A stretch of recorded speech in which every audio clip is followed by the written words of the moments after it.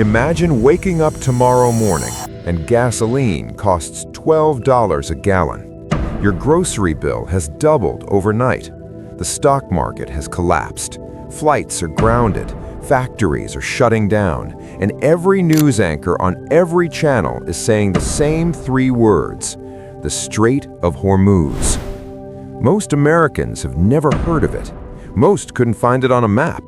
But right now, at this very moment, a stretch of water barely 21 miles wide is holding the entire global economy hostage. And the decisions being made in that tiny sliver of ocean will directly affect your paycheck, your gas prices, your retirement savings, and possibly whether or not American soldiers come home in body bags. This is not a hypothetical. This is not some distant geopolitical theory. This is happening right now, and you deserve to know the whole story. Stay with me, because by the end of this, you will never look at a gas pump the same way again. Let's start with geography, because to understand why this matters so deeply, you have to understand what the Strait of Hormuz actually is. Picture the Persian Gulf. It's a body of water roughly the size of the state of Montana, bordered on one side by Saudi Arabia, Kuwait, Bahrain, Qatar, the United Arab Emirates, and Oman, and on the other side entirely by Iran. Now imagine that this massive body of water has only one exit, one single doorway to the rest of the world. That doorway is the Strait of Hormuz. It sits at the very tip of the Persian Gulf, connecting it to the Gulf of Oman, which then opens up into the Arabian Sea and eventually the Indian Ocean. The entire strait is about 90 miles long. But here's the thing that will make your jaw drop. The actual shipping lanes through it are only 2 miles wide in each direction. 2 miles, that's it. Now think about this. Every single supertanker carrying oil out of Saudi Arabia passes through those 2 miles. Every barrel of oil from Kuwait, from Iraq, from the UAE, from Qatar, all of it squeezes through this narrow bottleneck before it can reach any port in the world. And sitting right on the northern edge of that strait, close enough that their soldiers can watch the tankers pass through binoculars, is Iran. Now let's talk about the numbers, because the numbers here are genuinely staggering. On any given day, approximately 20 to 21 million barrels of oil pass through the Strait of Hormuz. Let that sink in for a second. 20 million barrels every single day. That represents roughly 20% of the world's total oil consumption. 1/5 of every drop of oil used on planet Earth passes through this one choke point. But it's not just oil. In recent years, the strait has also become the gateway for massive quantities of liquefied natural gas, or LNG. Qatar, which holds the third largest natural gas reserves on the planet, ships almost all of its LNG through Hormuz. Countries like Japan, South Korea, China, India, and European nations that are desperately trying to reduce their dependence on Russian gas, they all rely on shipments coming through this strait. If you close the Strait of Hormuz, you don't just spike oil prices, you don't just create a gas shortage, you potentially trigger a global economic crisis that makes the 2008 financial collapse look like a minor inconvenience. And there is one country that knows this better than anyone. One country that has, for decades, used the strait as its ultimate trump card in every negotiation, every confrontation, every moment of tension with the West: Iran. To understand Iran's relationship with the Strait of Hormuz, you have to go back in time, not centuries, decades. Because the modern conflict over this waterway really begins in 1979. Before 1979, Iran was a close American ally. The Shah of Iran, Mohammad Reza Pahlavi, was backed by Washington. American oil companies had significant interests in Iranian petroleum. The two countries had a deep, if complicated, relationship. Then came the Iranian Revolution. Ayatollah Khomeini swept into power. The Shah fled. American diplomats were taken hostage for 444 days, and overnight, one of America's closest partners in the Middle East became one of its bitterest enemies. Almost immediately, the new Iranian government recognized what they possessed. They controlled one side of the most important waterway on Earth, and they began to make sure everyone else knew it too. During the Iran-Iraq War in the 1980s, both sides attacked oil tankers in the Gulf in what became known as the Tanker War. Iran laid mines, they fired missiles at vessels. The American Navy had to escort reflagged Kuwaiti tankers through the Gulf to protect them. American warships and Iranian gunboats exchanged fire. An American cruiser, the USS Vincennes, shot down an Iranian civilian airliner by mistake, killing 290 people. The tensions were explosive. But through all of it, the strait stayed open, just barely, just enough. Since then, every major confrontation between the United States and Iran has featured the same threat, like a script that never changes.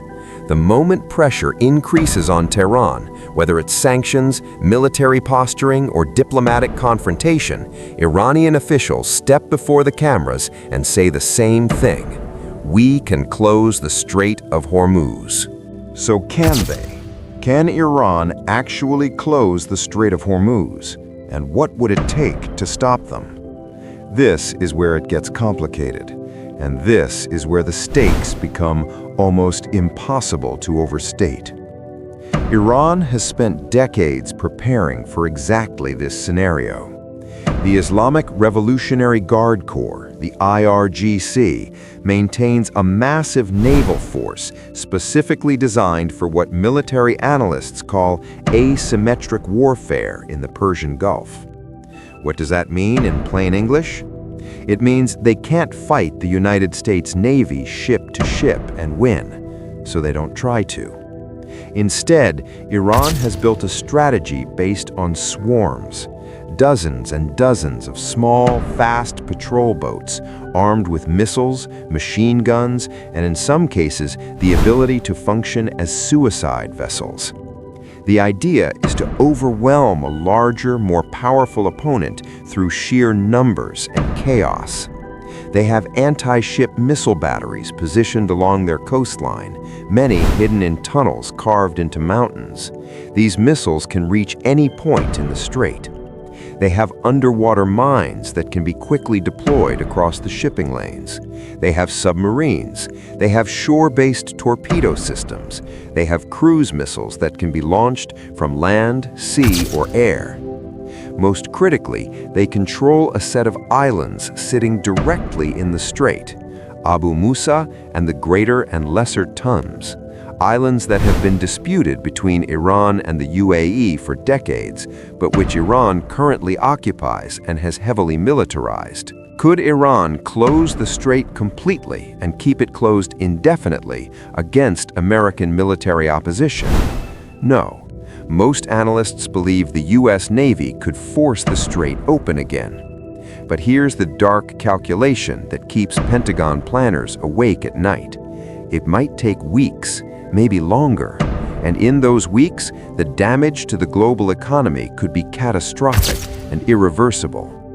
Oil prices could spike to $200, $300 per barrel. Economies that are already fragile could tip into recession. The political fallout could be severe enough to destabilize governments. And the American military casualties from fighting through a sea full of mines and swarming fast boats in confined shallow waters could be significant. This is not a war anyone wants, but it is a war that everyone has to be ready for. Now, let's talk about what's happening right now, because this is not a history lesson, this is the present tense. The relationship between the United States and Iran has been on a knife's edge for years. After the United States withdrew from the Iran nuclear deal in 2018 and reimposed severe economic sanctions, Tehran began a campaign of gradual escalation. Tankers were attacked and seized, drones were shot down, proxy militias backed by Iran attacked American bases across Iraq and Syria. And through it all, the shadow of the Strait loomed over every calculation. The assassination of Iranian General Qasem Soleimani by an American drone strike in January 2020 brought the two countries closer to direct conflict than they had been in decades. Iran fired ballistic missiles at American bases in Iraq.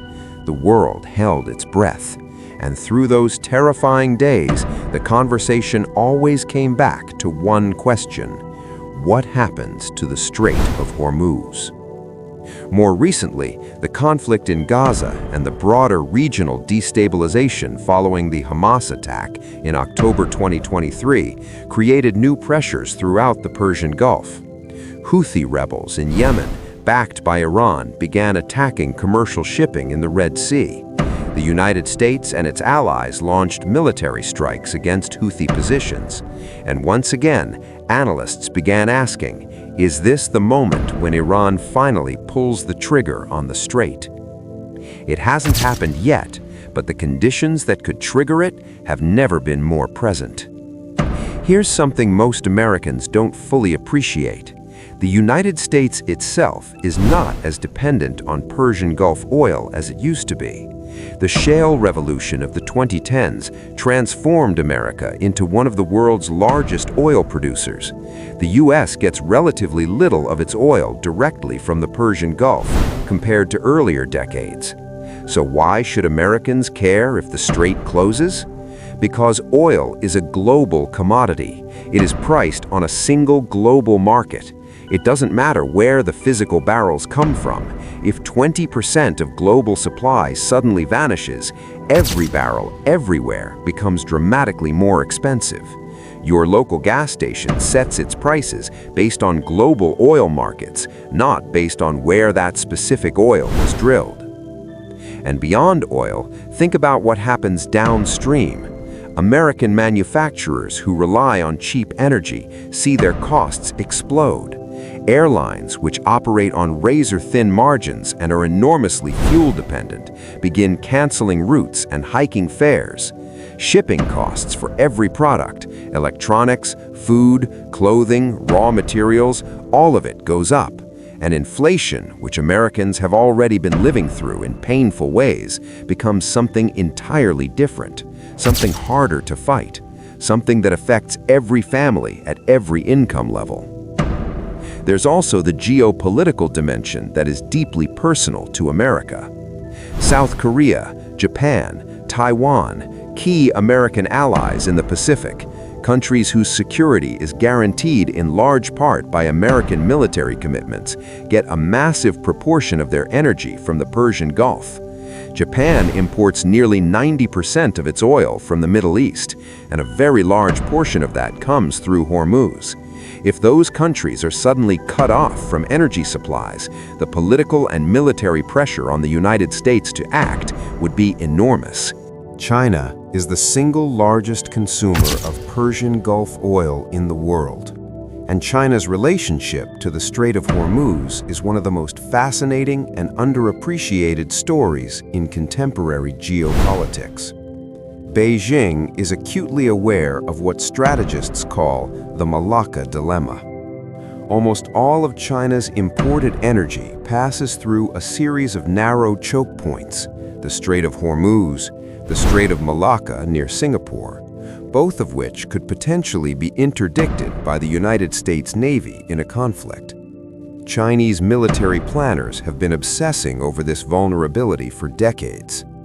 This is one of the core reasons China has invested so heavily in relationships with Iran, Saudi Arabia, and the other Gulf states. It's why China brokered the surprise diplomatic normalization between Saudi Arabia and Iran in 2023, a deal that genuinely shocked Washington and represented a significant setback for American influence in the region. China needs the strait open. China has enormous economic leverage over Iran through trade and investment. But China also has strategic reasons to want the United States to remain entangled and nervous in the Middle East, rather than free to focus its military attention on the Pacific. The result is a deeply uncomfortable situation where China simultaneously needs the strait open for its own economic health and potentially benefits from the fear and uncertainty that Iran's threats create for America and its allies. This is great power competition played out in 21 miles of salt water. There's another dimension to this story that doesn't get enough attention: the human dimension. The dimension of what it actually means to be a merchant sailor trying to move through these waters in a time of tension. Since 2019, there have been more than a dozen incidents involving seizures, attacks, or harassment of commercial ships in and around the Strait of Hormuz. Iranian forces have boarded and seized tankers, sometimes claiming they violated maritime law, sometimes offering no clear explanation at all. Ships have been struck by limpet mines attached to their hulls by divers in the night. Crews have been detained for months. The maritime insurance market, which most people have never thought about for even a second, has reflected this reality in brutal financial terms. War risk insurance premiums for ships transiting the Persian Gulf have at times spiked by extraordinary amounts. Shipping companies have had to factor in not just the cost of fuel and crew, but the genuine possibility that their vessel might be attacked, their cargo seized, and their sailors held hostage. This is not ancient history. These are things that happened within the last few years. These are real people who work on ships and face real danger because of the political games being played around 21 miles of water. Now let's spend a moment on what the alternatives actually look like. Because when people talk about the Strait of Hormuz, they sometimes ask, well, why can't the oil just go somewhere else? Why is this one choke point so irreplaceable? The answer is complicated. There are bypass pipelines and alternative routes, but they are nowhere near sufficient to handle the volumes involved. Saudi Arabia has the East-West pipeline, which can carry oil across the Arabian Peninsula to the Red Sea port of Yanbu, bypassing the Persian Gulf entirely. It has a capacity of roughly 5 million barrels per day. Significant, but remember, 20 million barrels per day flow through the strait. It covers a fraction of the need. The UAE has the Abu Dhabi crude oil pipeline, which runs to the port of Fujairah on the Gulf of Oman, again bypassing the strait, a capacity of approximately 1.5 million barrels per day. Iraq has some options for routing oil through Turkey or Jordan, but infrastructure limitations cap what's possible. Qatar has essentially no good alternative for its LNG exports. Almost all of its liquefied natural gas goes through Hormuz because the pipeline and port infrastructure to send it another direction simply doesn't exist at scale. The bottom line is this: even if every available bypass option ran at maximum capacity, you could perhaps reroute 6 or 7 million barrels per day. That still leaves 13 or 14 million barrels per day with nowhere to go. The global economy cannot absorb that kind of supply shock, not without severe, sustained, widespread pain. The Strait of Hormuz is irreplaceable. There is no plan B that causes enormous damage. Let's talk about the military balance of power in the region, because it's important to understand just how large an American presence exists in and around the Persian Gulf, and what that presence is designed to do. The United States Fifth Fleet is headquartered in Bahrain, a small island nation in the middle of the Persian Gulf. From there, it commands naval forces across the Gulf, the Red Sea, the Arabian Sea, and the Indian Ocean. American aircraft carriers and their strike groups rotate through the region on a regular basis. The United States has military bases and pre-positioned equipment throughout the Gulf region. The Qatar hosts the Al Udeid Air Base, which is the largest U.S. military installation in the Middle East and serves as the forward headquarters of U.S. Central Command. There are significant American military presences in Kuwait, the UAE, Bahrain, and other locations. This extraordinary military infrastructure exists, fundamentally, for one purpose: to ensure that oil flows through the Strait of Hormuz, to make any Iranian attempt to close it so costly and so likely to fail that Tehran is deterred from trying. Has it worked? So far, yes. The strait has never actually been closed. Despite decades of threats, despite multiple serious crises, despite actual shooting incidents and tanker wars, the oil has kept flowing. But deterrence is only as strong as the willingness to follow through on threats.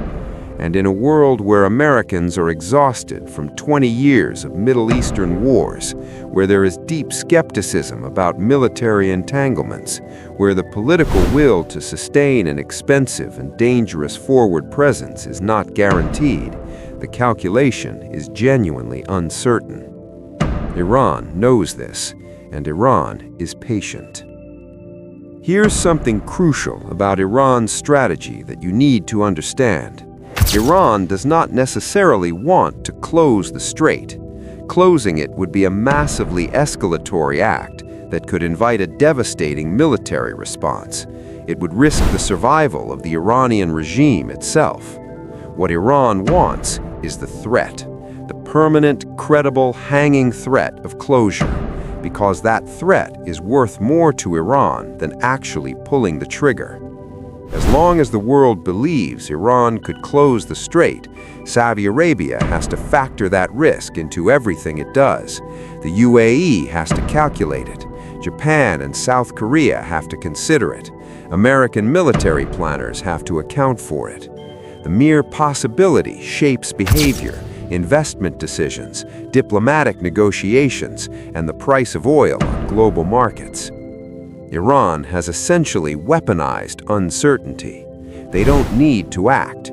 They need the world to know that they could act. This is a sophisticated strategic position that is sometimes dismissed by American commentators who frame the situation as simply waiting for Iran to do something crazy. It's not crazy at all. It's actually quite brilliant in a cold and ruthless way. Iran is a country with a GDP smaller than Texas, under crushing sanctions, facing a military coalition that could destroy it in a direct fight. And yet it sits at the table with the great powers of the world because it controls 21 miles of water.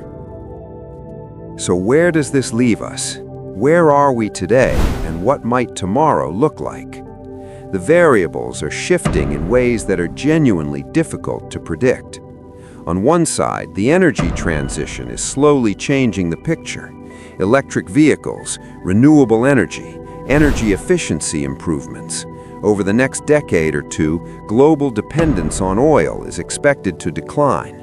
The Strait of Hormuz becomes slightly less critical every year that passes without a major crisis, simply because the world is gradually becoming less dependent on the oil that flows through it. China's electric vehicle revolution is, among other things, a strategic attempt to reduce its own Malacca and Hormuz vulnerability. On the other hand, the transition is slow, agonizingly slow relative to the urgency of the geopolitical situation. The world still runs on oil. It will still run primarily on oil for years, maybe decades. The transition is real, but the strategic reality of the strait remains very much present. Iran's domestic situation adds uncertainty. The regime faces ongoing internal pressure. Protest movements have erupted repeatedly in recent years. Economic suffering caused by sanctions has been severe. A regime facing existential internal pressure might become more aggressive externally as a way of consolidating nationalist support. Or it might be more cautious, afraid to risk a military confrontation that could shake the foundations of its power. Predicting how authoritarian regimes behave under pressure is genuinely difficult. The nuclear question looms over everything.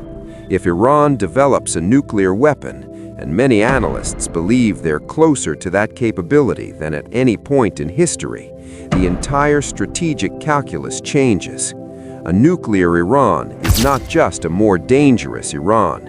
It is an Iran that might feel emboldened to take more aggressive actions in the Strait, calculating that its nuclear deterrent protects it from existential retaliation.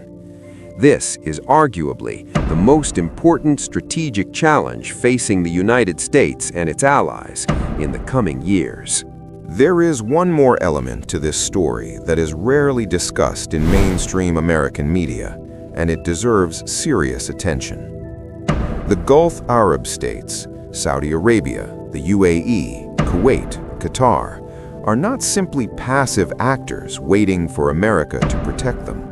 They are players. They have their own interests, their own strategies, their own calculations about how to manage the Iran threat, and their own relationship with Washington. Saudi Arabia and the UAE have in recent years made strategic moves that have both surprised and sometimes frustrated American policymakers. The Saudi decision to cooperate with Russia in OPEC Plus on oil production cuts despite American pressure was a stark signal that Riyadh is charting a more independent course. The China-brokered normalization with Iran sent another message. These countries are hedging. They are maintaining their security relationship with the United States while simultaneously building economic and diplomatic ties with China, managing their relationship with Iran rather than simply confronting it, and increasingly making clear that they will not simply follow American instructions. This makes the strategic picture around the Strait of Hormuz more complex. The United States can no longer simply assume that its Gulf partners will stand in lockstep with American policy.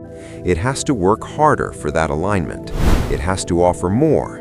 It has to be more attentive to the interests and concerns of partners who have other options. The days when American power in the Persian Gulf was simply unquestioned and unchallengeable are receding. Not gone, but receding. So let's bring this home. Let's make this personal, because everything I've described in the last 20 minutes ultimately comes down to choices made in Washington and Tehran and Riyadh and Beijing that will land directly in your life. The price you pay at the gas pump, the cost of your groceries, because food production and transport are deeply tied to energy prices. The interest rate on your mortgage, because inflation driven by an energy shock forces the Federal Reserve to respond. The value of your 401k, because stock markets globally would convulse in response to a major closure. The safety of American service members who might be called to fight and die in confined, dangerous waters thousands of miles from home. None of these consequences are abstract. None of them are hypothetical. They are the real-world stakes of what happens in and around 21 miles of water between Iran and the Arabian Peninsula. And here's the uncomfortable truth that American foreign policy debates often dance around without quite saying directly. There is no clean, cheap, risk-free solution to the Strait of Hormuz problem. Diplomacy with Iran has been tried and has had mixed results. Military deterrence works until it doesn't, and maintaining it is expensive and dangerous. Sanctions have caused enormous suffering inside Iran without fundamentally changing the regime's strategic behavior. The energy transition offers a long-term answer, but not a near-term one. What this situation demands is something that American politics often struggles to deliver: sustained, patient, sophisticated engagement with a deeply complex set of interests and actors. No slogans, no simple answers, No pretending the problem will go away if you just hit it hard enough. The Strait of Hormuz has been a crisis in slow motion for more than 40 years. It will not be resolved by a single decision, a single administration, or a single military action. But understanding it, truly understanding what it is and why it matters, is the beginning of demanding better from the people we entrust to handle it. 21 miles. That's all it is. 21 miles of salt water at the tip of the Persian Gulf, a distance you could drive in less than 30 minutes on any American highway. And yet, those 21 miles determine more about the price of your gas, the stability of your economy, the safety of your soldiers, and the shape of the world your children will inherit than almost any other single piece of geography on the planet. The Strait of Hormuz is not a distant problem. It is not somebody else's crisis. It is woven into the fabric of daily American life in ways that most people never see because most people are never told to look. Now you know where to look, and now you can never unsee it.